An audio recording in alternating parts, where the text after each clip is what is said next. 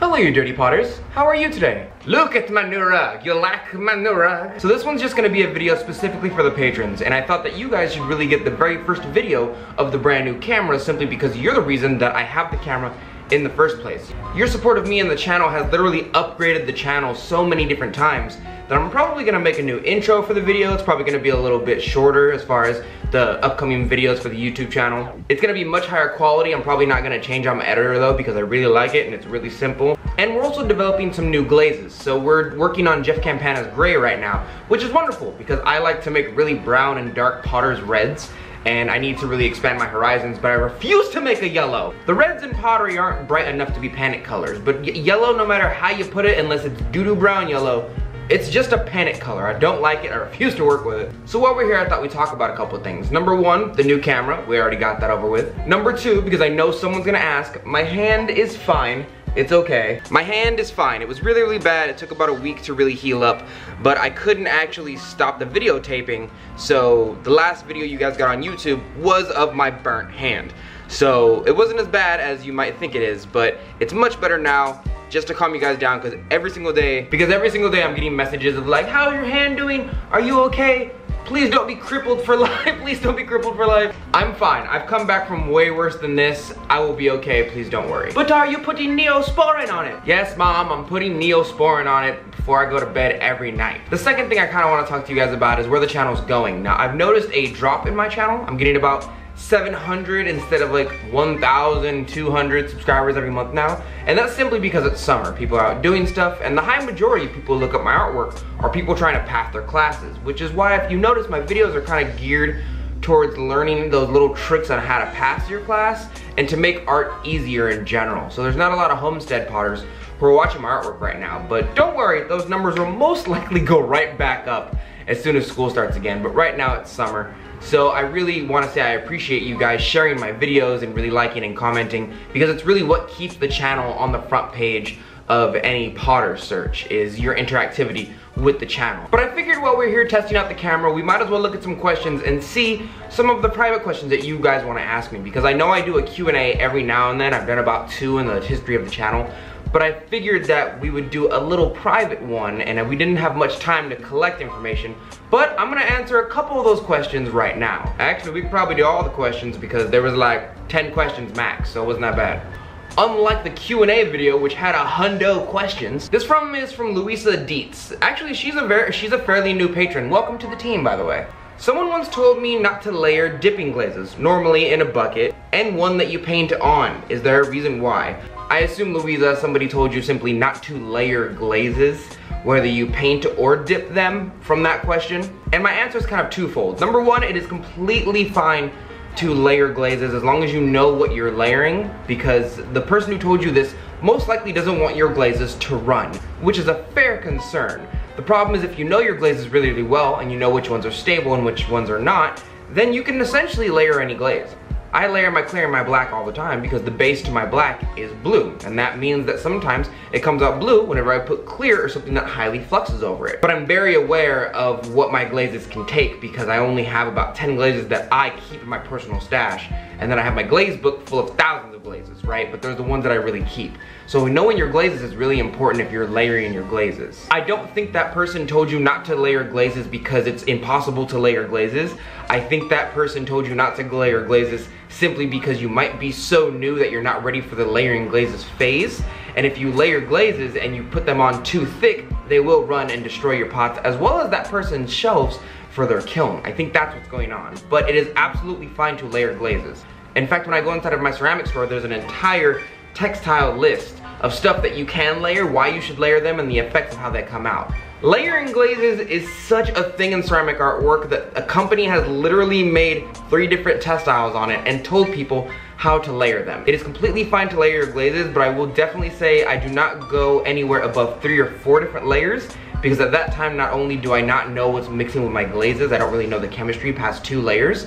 It's a whole process to layer glazes. If you dip it inside of a bucket or you glaze it, you have to wait for it to dry and then you can layer it a second time. But please don't be that guy in class who like dips and then dips, because you're gonna contaminate one of the buckets. And I don't know how new you are, Louisa, but I bet the person who's telling you this either just simply doesn't know you can layer glazes, which is false. I will do an entire episode on it if you want. Hold on, I have things. This cup right here is actually my Tenmoku Gold underneath my clear. And this is clear, this is a clear gloss, and then this is my Tenmoku Gold. But you can very clearly see how it's starting to run. That's because I've layered it 2 different times. This is the first layer and this is the second layer. I simply layered the entire thing, got my bucket, dipped it in there and took it back out and let it dry. So you can totally layer stuff. It is totally possible.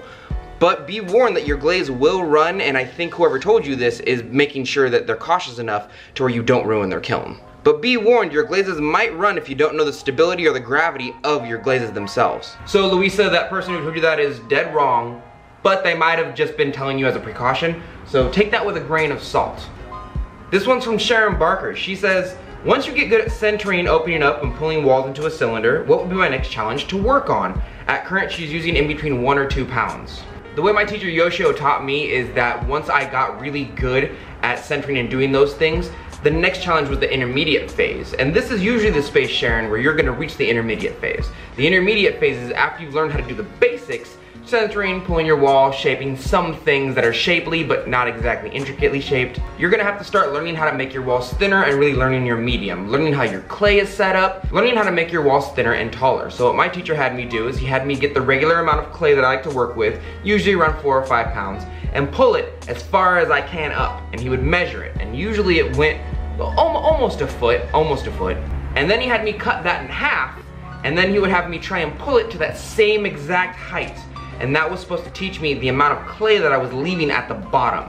That was my next mission. So I would say after you're done doing the basics, if you're working on 1 or 2 pounds of clay, I would say your mission now is to pull as high as you can in 3 pulls, right? Cut that in half, and then try and get to that height again. And if you do get to that height again, that is proof that you are wasting too much clay and you're leaving it at the bottom of your cylinder. Which really just means you need to be putting more pressure when you pull. Look at my hairline, look at my hairline. I look like Vegeta from Dragon Ball Z with the Widow's Peak of Doom. Do you use chopstick for decorating your pottery or throwing? If yes, why have we not seen you do so or more?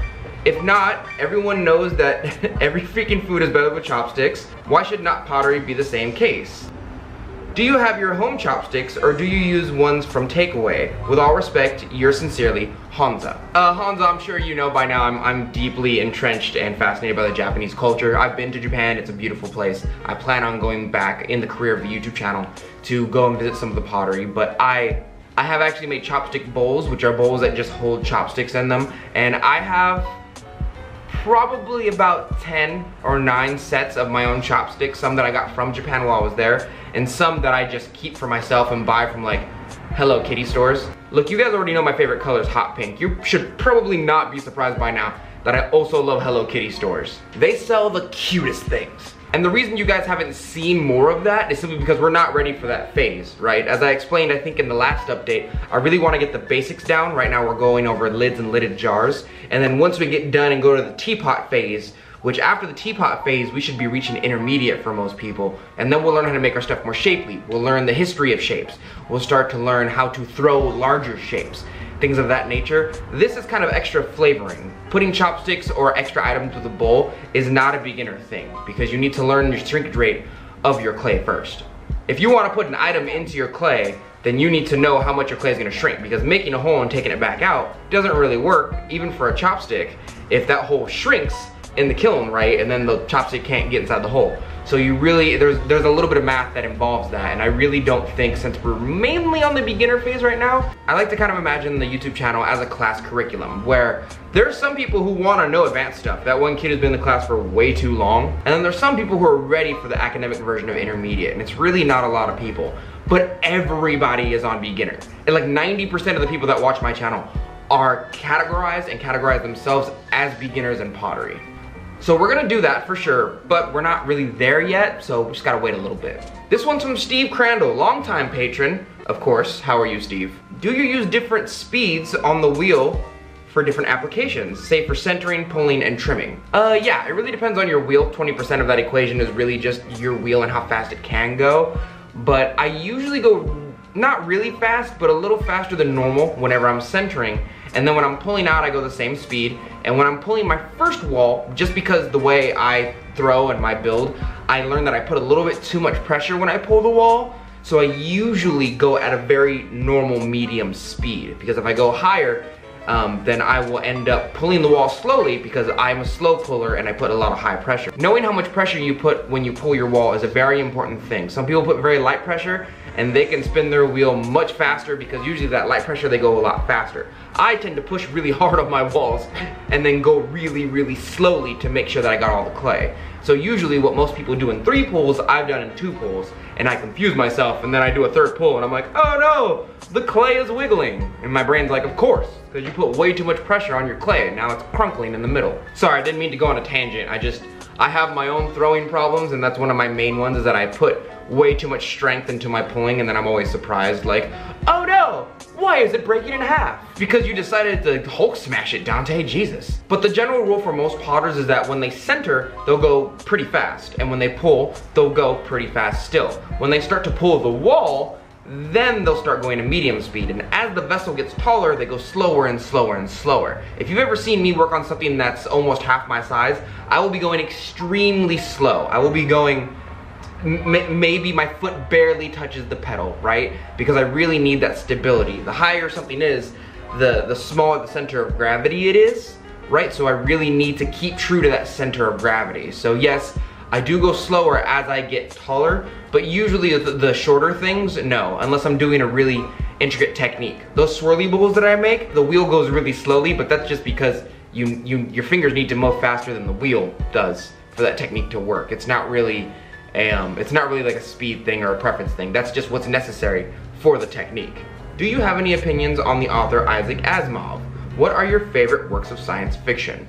I'm kind of a pseudo fan of Isaac Asimov because I've played the game Destiny. You guys know I love that game. And there's a very hard level in Destiny that's called Nightfall, and that was named after one of his books.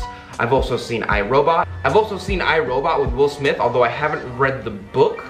I think he hits really, really close to home with what he thinks is going to happen in the future if we don't start valuing each other in our society on a social contract. I find that humans will always pick convenience over functionality, and most people take the easy path rather than the more valuable path, the thing that'll teach you more, really make you build that character, but will still take a much longer time. And I will straight up tell you, I have not read a lot of his books, but a lot of the books that I read are mainly influenced by him. So a lot of the authors that I read are mainly influenced by him. I'm a huge fan of Dan Brown. I really love that historical adventure. The last science fiction book that I read, well, the last fiction book that I read that I really enjoyed was Ready Player One. My girlfriend and I read that all the way through, and it was fantastic. It was great. The entire thing was a twist and turn. The movie did it literally no justice. The movie was like 20% of what the book was. I think you're probably looking at the screen like, yup, that's how I feel about most adaptations. Most adaptations of books to movies. I really, really, really enjoyed The Alchemist. I think there's a certain age in everybody's life where it just snaps for them in their brain, like, oh, I know how to adult now. I know how to treat other people.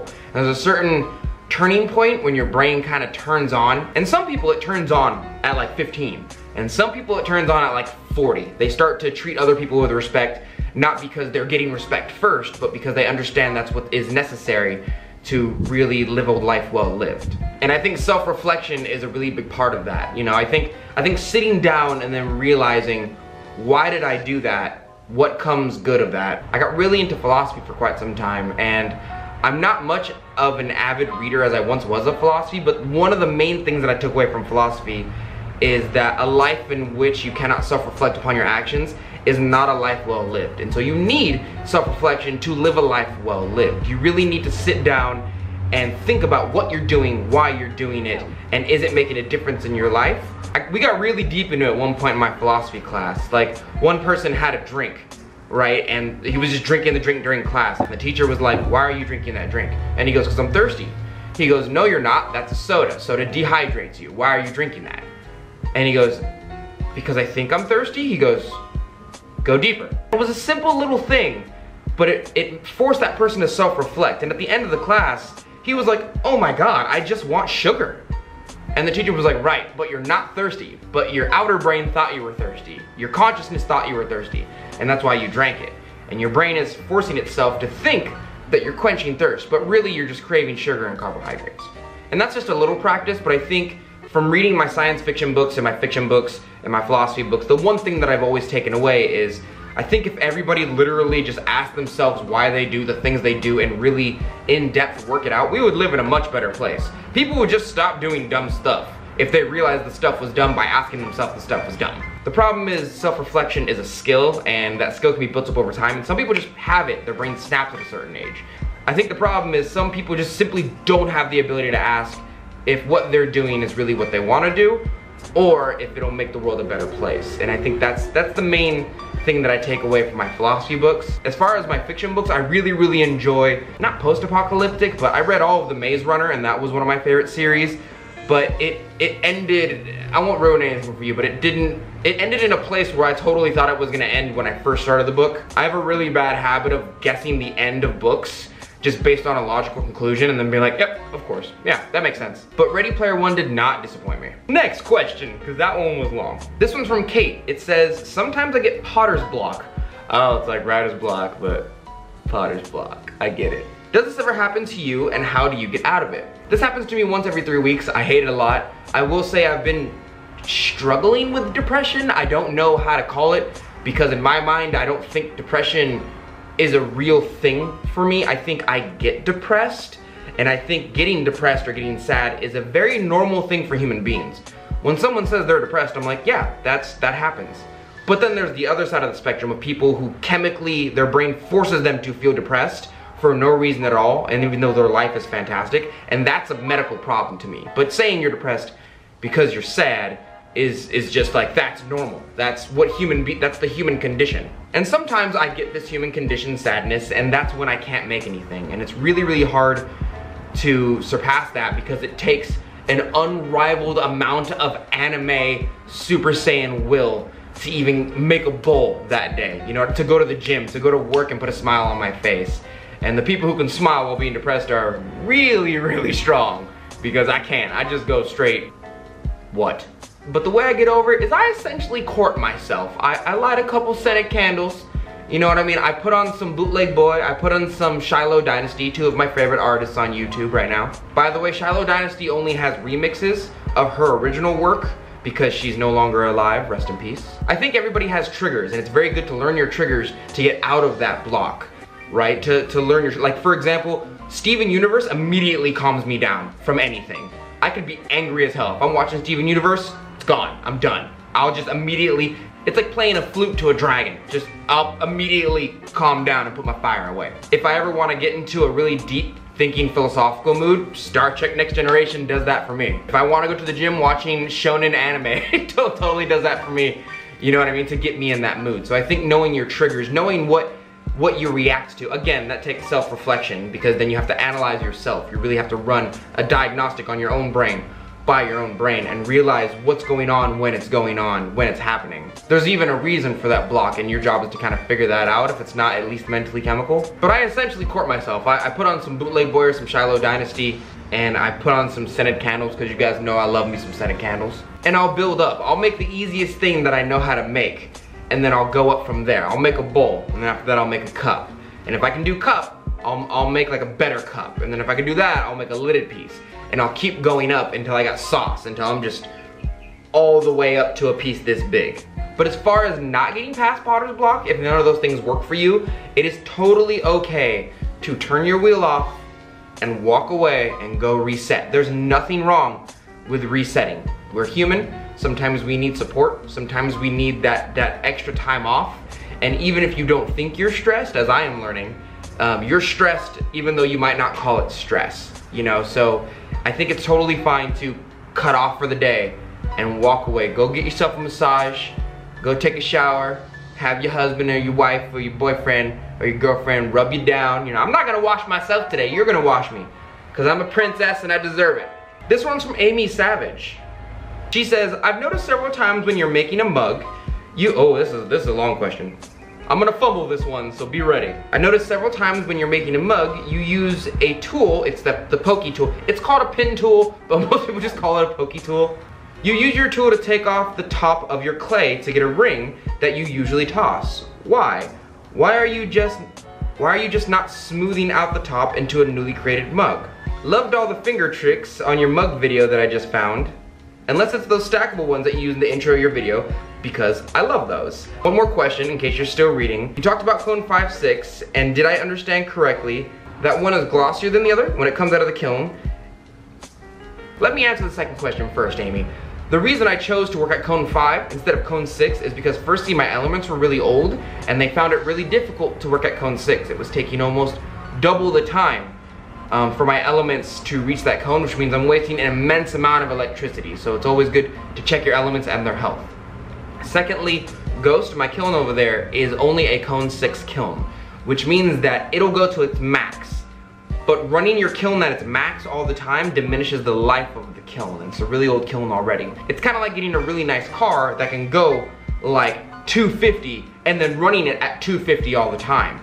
It can go to 250. It's really not meant to stay at 250. It's not a NASCAR, you know? So you really have to treat the things that you have with respect and make sure they have longevity.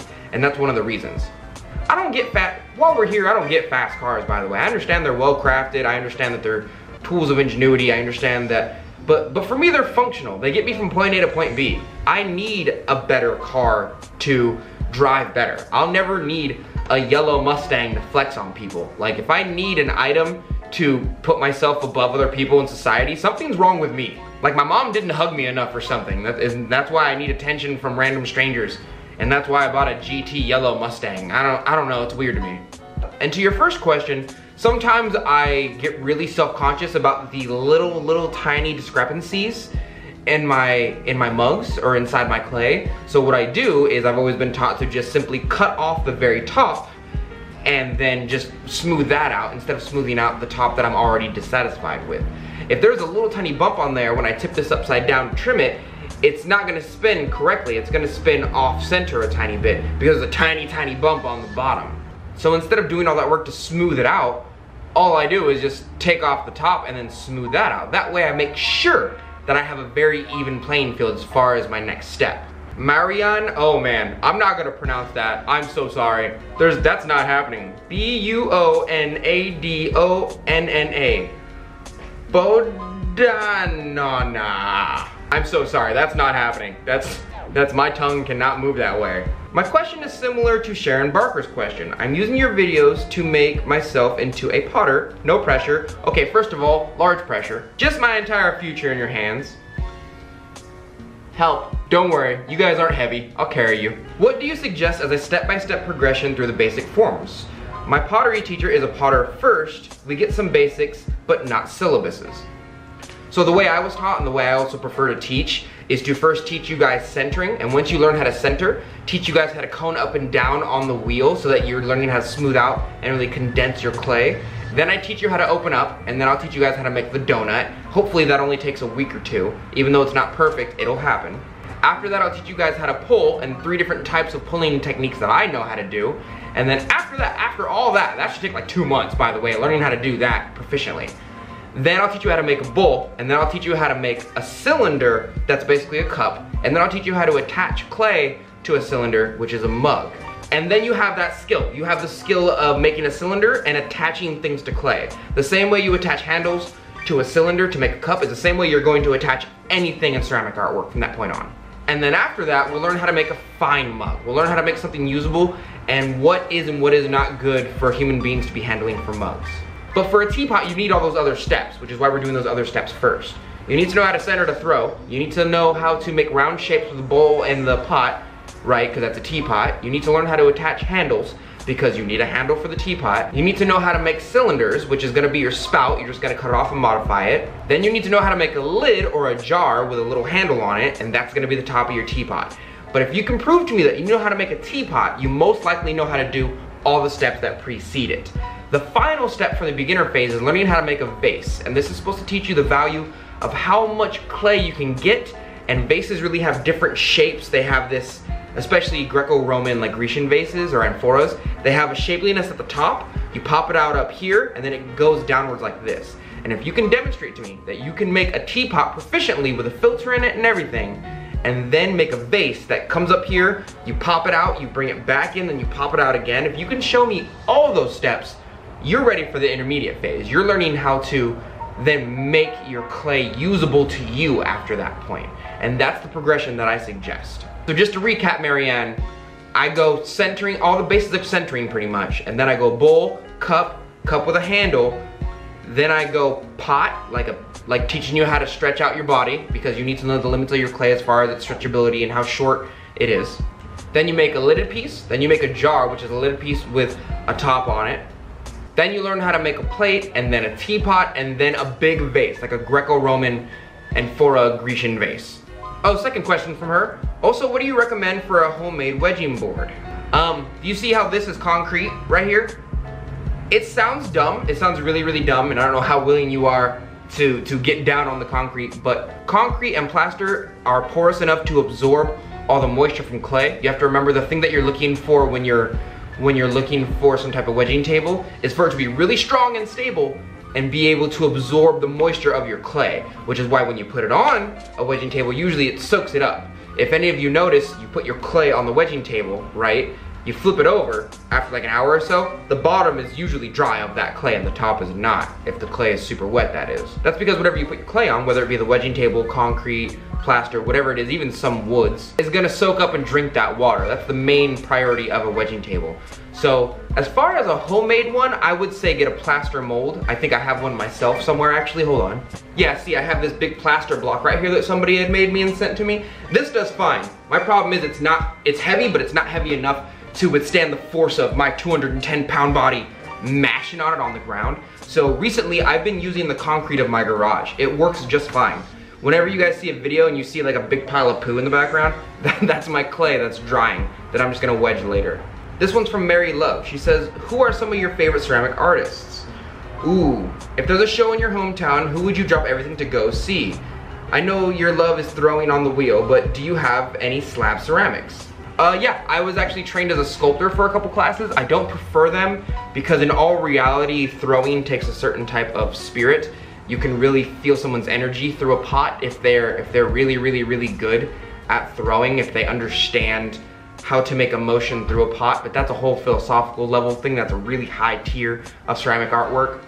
But sculpture is mainly used for symbolism and mimicry. You know, usually when I see somebody sculpt something, it's usually from their mind. They're trying to mimic something in their mind, or they're sitting there like sculpting a wolf or a dog or a cat, and they're looking at a picture of a dog or a cat and do it at the same time. And I'm just not into that. I'm not into making things look exactly how they are in the real world. I'd much rather something come from me. I want to use my creativity. I don't want to copy things that already exist and then call it art. Like, it's no shade on anybody else, but it's just not my jam. You know, I would much rather draw my own thing than draw something that somebody already made. It doesn't make sense to me. I'm not using my creativity in that manner. I have a plethora of favorite artists. One of my favorite ones is Donald Glover, is one of my top tier favorite artists. Kai Green, who's a bodybuilder. If you look him up, he is definitely one of my favorite philosophers and artists. I would love to meet him. John Britt, Stephen Hill. I would say Tim C, but I think I'm really close to meeting Tim C as a person. Like, I really think that if you want to share this video with him, anybody, you totally can. As patrons, you have the right to share this video wherever you want. This is your video. But I think I might just meet him one day, because I'm really a fan of his cups and plates that have cartoons on them. I'm really a fan of them, and they just look so rustic and runic, and I like them a lot. I wouldn't say I'd leave my job and drop everything to go see him, though. Dave Chihuly, I would drop everything to go see Dale Chihuly, for sure. Andy Warhol's not alive, but I did skip work one time to go to the Crocker to see his art exhibit. That's right, while your kids are skipping school doing the drugs, I'm skipping work doing the art. I'm like the worst good art influence for kids. Like the Bad Boys of art or something. Just me and my crew behind me like, yeah, I skipped class. Had to go to that Andy Warhol show. That shit was tight. Michelle Burtok asks, do you have any books you would recommend for inspiration or learning? The #1 beginner book that I would suggest to you guys is Hands in Clay. I don't know who it's by. I have it in my room right now, but it's an academic book. It's sold in colleges, but that's not for inspiration. I kid you not, and this sounds horrible to say, but the amount of eye candy and inspiration and tutorials on Instagram are far beyond anything you will find in books. I usually use books for chemistry and glaze recipes. I never use them for techniques. I usually teach myself my own techniques or learn them from my master, Yoshio Taylor. But as far as inspiration goes, YouTube and Instagram, if you just click the save button and scroll through that once in a while and try some of those techniques, it will inspire. It sounds dumb. I know you guys are probably expecting like, oh yes, it's great to go on top of a mountain and meditate. This is how I find inspiration. But no, seriously, if you look at other pictures of people's artwork, you realize that you have those techniques inside you. You can very easily do what they do as well. The only difference between you and them and me is that I'm teaching you how to do those techniques if you don't already have them. But once you have them, you can do them, it's no problem. This one is also by Michelle. She says, do you ever try and save a piece by sanding or grinding down the bottom that has been overglazed? Yes, I've tried it a couple times. In fact, one of my better known pieces, I think somebody who's like an art curator bought it. I was being awarded. I don't even remember the award. It's probably a coaster in my bathroom now. I find no value in awards, to be honest, because people don't tell me my self-worth. I tell me my self-worth. But it was an egg form made out of Hoggy porcelain, and it ran so badly to the point where I ended up sanding and dremeling it down and putting it on a decorative piece, a decorative little wooden piece. And I think I have a picture of it. Maybe Future Dante can put it up for you over here somewhere. But it was gorgeous. I sold it for about 300, and then the award was about 300. So I made out good that day. But at the same time, I miss it so much. It was rare. I barely ever save pieces. You guys know this. I almost never save pieces that are overglazed or ruined or I just simply don't like. So for that to be out there somewhere is magical to me. I don't know what I was thinking. I think I was at Alpha and so many people were like, it's beautiful, you should save it. And I said no 20 times, and then like the ladies at Alpha were like, you're gonna save it or else we're gonna ground you. And I really didn't want to be grounded, so I saved it. Kayla Davis says, what is your opinion on hand building? Do you like it? Who are your favorite hand building artists? Oh man, I totally forgot her name. Ruth Rippon is one of my favorite hand building artists. Is one of my hands down favorite. We are very lucky that she is still alive and she's in the Sacramento area. But I don't really have an opinion on hand building. I hand build myself, although I seem to make more geometric shapes with hand building, and I don't spend a lot of time on hand building. I really don't like sitting here and mathing out the size of everything and trying to recreate things. I'd much rather just get a slab or hand build what I want to hand build, whatever I'm feeling like at the moment, and then I usually attach that to a piece of pottery. I have a bunch of pieces that, you know, I'll see if I can put some more pictures up here for you if I have any in the stock, but I don't usually do it, but I feel like I should get across the point to you guys that I'm not only a potter. I'm like 80% potter and 20% sculptor. I'm mainly potter though. But I think since we're trying to do the basics of the YouTube channel right now, we haven't even gotten into sculpting or hand building. So I really want you guys to take that away. I know how to make other things. Like I know how to make a flute out of clay. Like I know how to make an ocarina out of clay, but you need to know how to hand build to do that. It's kind of hard. Oh, I dropped my phone. Well, thank you guys so much for joining me today. I really just wanted you guys to experience the new camera while I was answering some questions from you. And I just wanted an update. I know some of you guys get a little worried about me. The amount of messages I get, like if I get on Instagram and I'm like, I don't feel good today, I immediately get like 100 moms giving me advice on what to do. I really thank you guys for that kind of support. I'm just kind of a chthonic monster. I like to stay underground and be left alone and do my little fertile thing, and then I'll come up when I feel like it. But this is one of the occasions where I need to come out and say I'm okay. Don't worry about me. I'll stay safe. If I die, somebody will tell you guys. Don't worry. Somebody, I need to plan that out. I need to, just in case I die, I really need to plan that out.